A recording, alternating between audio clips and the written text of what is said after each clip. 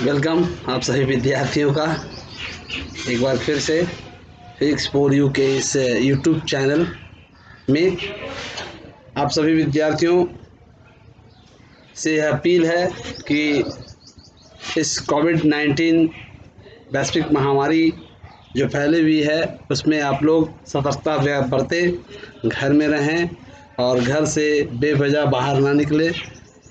और online classes का जो टर्म चल रहा था उस ऑनलाइन क्लासेस में हम लोग दूसरे लेसन की बात कर रहे थे।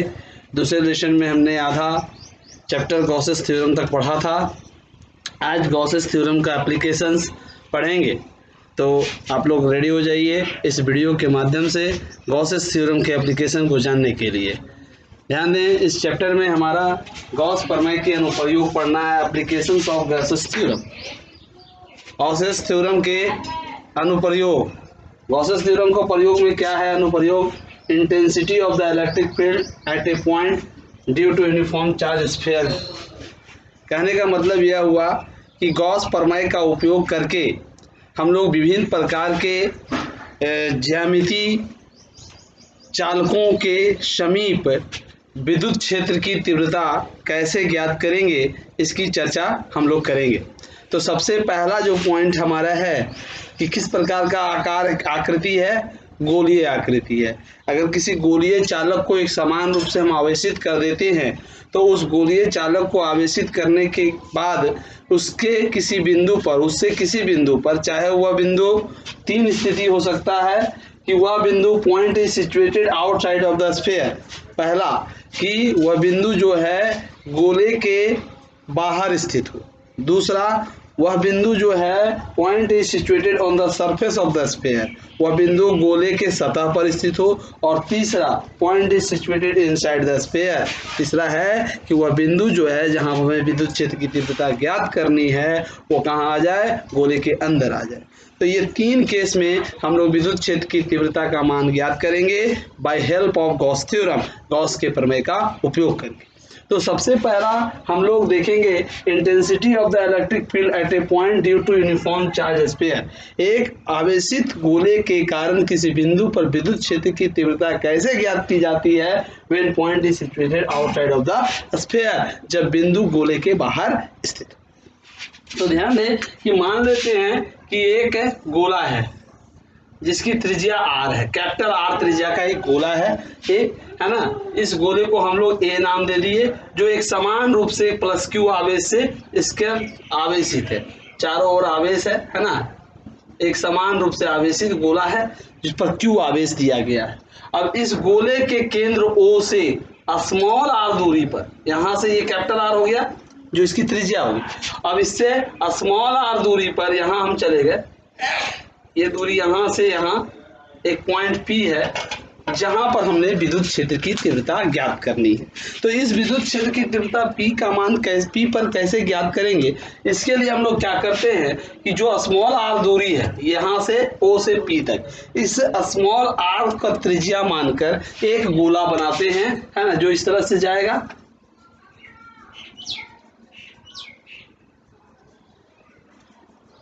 ये गोला आपका हो गया, जितना दूरी पर है उसी त्रिज्या को गोला मानकर एक गोला, दूसरा गोला हम B बनाते हैं। यह गोला जो है गॉसीय तल कहलाता है। क्या कहलाता है? किसी चालक के कारण किसी बिंदु पर विद्युत क्षेत्र की तीव्रता ज्ञात करने के लिए उस दूरी को त्रिज्या मानकर बनाया गया जो गोला है, या उसी आकार का जो हम लोग दूसरा आकार बनाते हैं, आकृति बनाते हैं, उस तल को हम लोग क्या कहते हैं? गॉसीय तल कहते हैं। तो यह आपका एक गॉसीय तल है। अब इस गॉसीय तल के कारण यहाँ पर हम लोग को विद्युत क्षेत्र की तीव्रता ज्ञात करनी है। बाबू, इसका त्रिज्या स्मॉल r हो गया, तो इस गोले का क्षेत्रफल क्या होगा? 4πr²। तो इस गोले, इस बिंदु P से इस गोले के सतह जो P है, बिंदु P इस गोले पर यह जो गोला आपने खींचा उस गोले के सतह पर स्थित है। तो इसका इस बिंदु से होकर गुजरने वाला कुल विद्युत फलक साई बराबर क्या पड़े हैं? E into ds। तो यहाँ E का मान ये रहेगा, ds मतलब क्षेत्रफल। तो क्षेत्रफल गोले का क्या है? 4πr²। ये इक्वेशन हमारा क्या हो गया? फर्स्ट। E इंटू ये हमारा इक्वेशन फर्स्ट हो गया, ध्यान देंगे E इंटू 4πr² हमारा इक्वेशन फर्स्ट हो गया, साई बराबर। लेकिन गॉस का प्रमेय क्या पढ़े हैं, गॉस के प्रमेय से पढ़े हैं साई बराबर उस पर उपस्थित कुल आवेश का 1/एब्सोल्यूट नॉट गुना, तो Q बटा एब्सोल्यूट नॉट, यही पढ़ा है। तो साई बराबर यहाँ हमने पढ़ा गॉस के प्रमेय से Q बटा एब्सोल्यूट नॉट, इसको इक्वेशन सेकेंड बना दे, समीकरण 1 और 2 का प्रयोग कीजिए बाबू। यहाँ भी साई का मान है, यहाँ भी साई का मान है, तो ये दोनों आपस में बराबर होगा 1 और 2 से, है ना, डायरेक्ट लिख देते हैं। 1 और 2 से हम लोग चलेंगे तो E इंटू 4πr² बराबर Q बटा एब्सोल्यूट होगा। इससे हमें ज्ञात करना है विद्युत क्षेत्र की तीव्रता E का मान, तो E का मान निकालेंगे यहाँ से बाबू, तो E बराबर क्या हो जाएगा, ये गुना में इधर आएगा तो बट्टा में, तो 1/4π, इसको उठा कर लाए इसके साथ रख दिया एब्सोल्यूट नॉट, क्योंकि इसका वैल्यू हम जानते हैं 9 × 10⁻⁹, तो 1/एब्सोल्यूट नॉट यहाँ पर है ही, 4π को इसके साथ गुना कर दिया और यहाँ बचा ये Q ऊपर रह गया और ये r² नीचे आ गया, यानी विद्युत क्षेत्र की तीव्रता का व्यंजक हम लोग प्राप्त कर लिए गॉस के प्रमेय का प्रयोग करते। बहुत ही आसान है, पहले फ्लक्स निकाला गया गॉसीय तल पर और गॉसीय तल पर निकल गया, तो हम लोग क्या निकाल दिए, विद्युत फ्लक्स गॉस के प्रमेय का प्रयोग करते हुए दोनों को इक्वेशन बराबर करके E का मान निकाल दिए 1/4π Q/r²। ये पहला कंडीशन हमने समाप्त किया। अब बाबू आ जाइए दूसरे कंडीशन पर, point is situated on the surface of sphere. जब यह बिंदु P जो है जो गोले के केंद्र से स्मॉल r दूरी पर था, अब यह बिंदु हम लोग कहाँ चला है, सतह पर चला है, यहाँ से इसको मिटा दिए, ये बिंदु आपका इसी पर आ गया सतह पर, यानी कैपिटल R जो हो गया क्या, स्मॉल r के बराबर, कैपिटल R क्या हो जाएगा, स्मॉल r के बराबर, क्योंकि ये जो स्मॉल r था इधर था वो वहां पर आ गया, तो कैपिटल R और स्मॉल r दोनों बराबर हो जाएगा।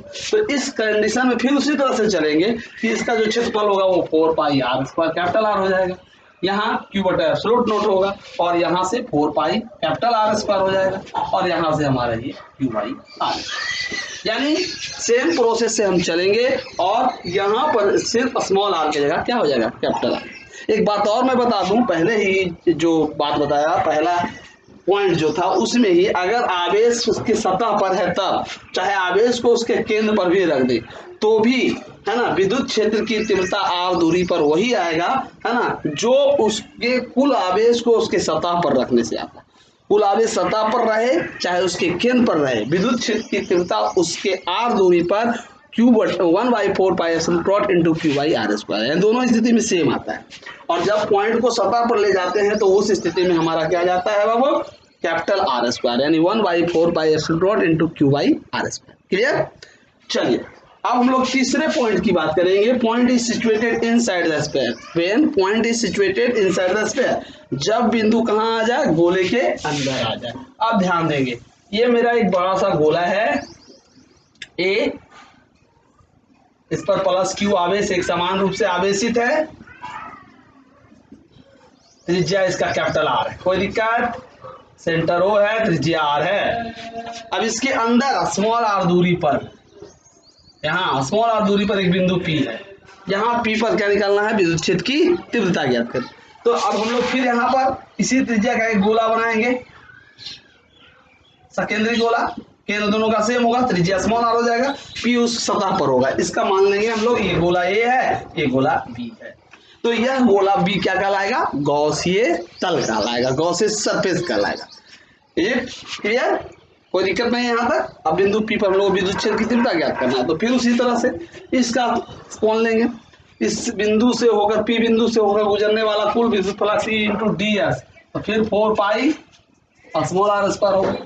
लेकिन यहाँ पर गॉस का प्रमेय यह बताता है कि अगर कोई तल है तो उस तल से होकर गुजरने वाला विद्युत फ्लक्स शून्य होता है, तल से होकर गुजरने वाला विद्युत फ्लक्स क्या होता है, शून्य होता है। तो तल से, चूंकि ये गोले के अंदर बिंदु है, ये बिंदु गोला का अंदर है, तो गोले के अंदर किसी बिंदु पर होकर गुजरने वाला विद्युत फ्लक्स शून्य होता है, इसलिए यहाँ पर जो फ्लक्स हो जाएगा साई बराबर 0। किसके अंदर, गोले A के अंदर फ्लक्स शून्य होगा, और इसके कारण हम, क्योंकि यहाँ पर ये P इसके सतह पर है, तो 4πr², कैपिटल R लेते थे सतह पर, लेकिन यहाँ त्रिज्या तो स्मॉल r है, तो 4πr²। अब 1 और 2 से 0 बराबर करेंगे तो आपका बाबू E इंटू 4πr² बराबर 0, इसलिए फ्लक्स का मान क्या है, विद्युत क्षेत्र की तीव्रता का मान क्या हो जाएगा, 0 हो जाएगा। यानी इससे स्पष्ट हो गया कि एक समान रूप से आवेशित किसी गोलीय चालक के अंदर विद्युत क्षेत्र की तीव्रता का मान 0 होता है। एक समान रूप से आवेशित किसी गोले के अंदर, है ना, किसी बिंदु पर विद्युत क्षेत्र की तीव्रता का मान क्या होता है, 0 होता है। Thank you. चलिए अब हम इसके दूसरे application, intensity of the electric field due to a very large charge cylinder. एक समान रूप से आवेशित बेलनाकार चालक के कारण किसी बिंदु पर विद्युत क्षेत्र की तीव्रता का व्यंजक हम लोग कैसे ज्ञात। तो ध्यान देंगे, यहाँ पर हम लोग एक बेलन बना लेते हैं। ये बेलन है जिसकी त्रिज्या स्मॉल r है और इसकी लंबाई स्मॉल l है। इसके एकांक लंबाई पर आवेश स्मॉल q स्थित है ना। अब इसके अक्ष से, है ना, इसकी त्रिज्या कैपिटल R मान लें और अक्ष से स्मॉल r दूरी पर एक बिंदु P है। यहाँ पर विद्युत क्षेत्र की तीव्रता हम लोग को ज्ञात करनी है। तो इस बिंदु P पर विद्युत क्षेत्र की तीव्रता ज्ञात करने के लिए ध्यान देंगे, ये गोले का जो सतह है, अक्ष है, इससे स्मॉल r दूरी पर। तो हम लोग फिर एक गॉसियन तल बनाएंगे, एक सिलेंड्रिकल बनाएंगे समाक्षीय, दोनों का अक्ष समान होगा, त्रिज्या स्मॉल r त्रिज्या का ले लेंगे, त्रिज्या स्मॉल r हो जाएगा और ये सिलेंडर हमने तैयार किया। इस तल को हम लोग गॉसियन तल कहेंगे। क्या कहेंगे, गॉसियन। ठीक है। अब इस बिंदु पर विद्युत क्षेत्र की तीव्रता ज्ञात करने के लिए हम लोग कैसे प्राप्त करेंगे, सो देखेंगे। तो हम लोग सबसे पहले एक बेलन की बात कर रहे हैं। बेलन की लंबाई l है और त्रिज्या r होगी। तो इस बेलन के कारण किसी बिंदु पर B पर जो फ्लक्स गुजरेगा, है ना, psi is equal to E into ds। ये ds जो हम लोग काल्पनिक बेलन किए हैं, गॉसियन तल लिए हैं, उस गॉसियन तल का क्षेत्रफल, फ्लक्स जानते हैं E इंटू ds होता है।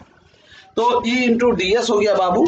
अब हम लोग को यहाँ पर ध्यान देना है, इस बेलन का जो पृष्ठीय क्षेत्रफल होता है, आप लोग 10th में पढ़े थे, बेलन का पृष्ठीय क्षेत्रफल 2πrl होता है। तो यहाँ से साई इज इक्वल टू हो जाएगा E इंटू 2πrl, 2πrl। ये हो गया इक्वेशन फर्स्ट। अब क्योंकि हम लोग यहाँ ध्यान देंगे इस गॉस के प्रमेय से, है ना, गॉस का प्रमेय साई बराबर उस पर उपस्थित कुल आवेश का 1/एब्सोल्यूट गुना, तो Q इंटू एल बटा absolute not. Q into L क्यों लिया गया, ये सवाल उठता है। Q बटा एब्सोल्यूट लेते थे, QL क्यों लिए, क्योंकि यहाँ पर हमने जो आवेश माना उसके एकांक लंबाई पर माना है। तो जब एकांक लंबाई पर आवेश Q है, तो चूंकि बेलन की लंबाई L है, तो L लंबाई पर कुल आवेश क्या हो जाएगा, QL। इसलिए कुल आवेश QL का एब्सोल्यूट गुना, यानी कि QL यहाँ क्या है, बेलन पर उपस्थित कुल आवेश है और कुल आवेश का 1/एब्सोल्यूट गुना। Equation second. अब इसको बाबू, है ना, एक साइड कर देंगे 1 और 2 से, तो E इंटू 2πrl बराबर QL बटा एब्सोल्यूट नॉट। L से L क्या हो गया बाबू, कैंसिल, E बराबर 1/2π एब्सोल्यूट नॉट, 2π और एब्सोल्यूट नॉट इंटू Q/। ये हो गया बेलन के कारण किसी बिंदु पर विद्युत क्षेत्र की तीव्रता। कोई दिक्कत किसी को? अगर बेलन, फिर उसी तरह से अगर यह बिंदु बेलन के सतह पर आ जाए, बेलन के सतह पर आ जाएगा, तो फिर स्मॉल r कैपिटल R के बराबर हो जाएगा और उस स्थिति में E बराबर 1/2π epsilon Q by capital R हो जाएगा। एक और, अगर हम लोग सरफेस चार्ज डेंसिटी की बात करें, है ना, सरफेस चार्ज डेंसिटी मतलब क्या हो गया, सतह का जो घनत्व होता है, आवेश का पृष्ठ घनत्व जिसको बोलते हैं, आवेश के पृष्ठ घनत्व की बात करते हैं, तो यहाँ जो L जो हो जाएगा वो किसके बराबर हो जाएगा, आवेश के पृष्ठ घनत्व सिग्मा के बराबर। आवेश का पृष्ठ घनत्व सिग्मा से डिनोट करते हैं, तो सिग्मा के बराबर हो जाएगा Q बराबर QL बराबर।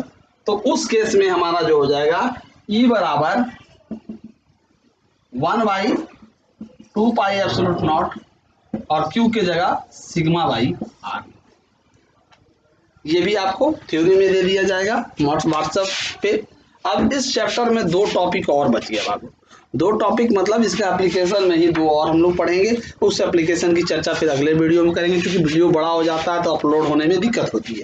इसलिए हम लोग इतने ही तक आज देखेंगे और उसके बाद हम लोग दूसरे चैप्टर की मतलब 2 और जो बचा हुआ एक और वीडियो के माध्यम से आप लोग के सामने शेयर करूंगा। सारा नोट्स मैं व्हाट्सएप पर भेज चुका हूँ, है ना। आप लोग ध्यान से उसको देखेंगे, फिर वीडियो को देखेंगे और उसको समझने का प्रयास करेंगे। घर में रहें, सेफ से रहें और अच्छे तरीके से सारी चीज़ का फॉलो करें। तो मज़ा आ रहा होगा, उम्मीद करते हैं आप लोग सबों को घर में बैठकर इस तरह के क्लास लेने में एंजॉय करने में मज़ा आ रहा होगा। आराम से क्लास कीजिए, है ना, और एक फीलिंग कीजिए कि जस्ट लाइक क्लास में है और सामने से टीचर है, टीचर के सामने हम लोग पढ़ रहे हैं। बस हमारी आवाज़ आपके पास जा रही है, आपकी आवाज़ हमारे पास नहीं आ रही है। चलिए, धन्यवाद। घर में रहें, कुशल रहें और सेफ रहें। धन्यवाद। Okay, thank you.